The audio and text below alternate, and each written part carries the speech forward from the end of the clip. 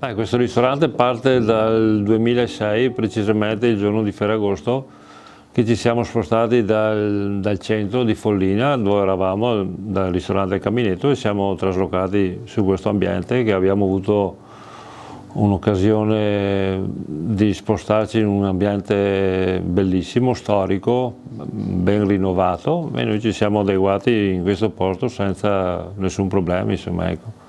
La nostra filosofia è stagionale, il menù viene sempre dettato dalle stagioni e ogni stagione ha le sue preferenze, le sue cose, insomma, ecco.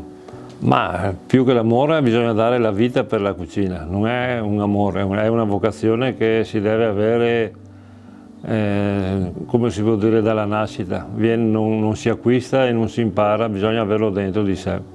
Tutto là. E quando si ha questo amore le cose vengono facili e il lavoro non pesa dalle ore o tutto quanto e i problemi che ci sono, basta solo questo. Allora, San Valentino per noi è sempre stata una serata piacevole, insomma, innanzitutto perché è l'unica sera che non faccio, se può dire, un menù non della tradizione, poi mi sbizzarrisco con qualche piatto che non faccio neanche mai. E il piatto di San Valentino, quello che facciamo noi, che proponiamo ai nostri ospiti, è un primo piatto. È un tortellino fatto a mano, fatto in casa, con un ripieno di gamberi e viene profumato con un po' di rosmarino e un po' di limone grattugiato, una cosa semplicissima.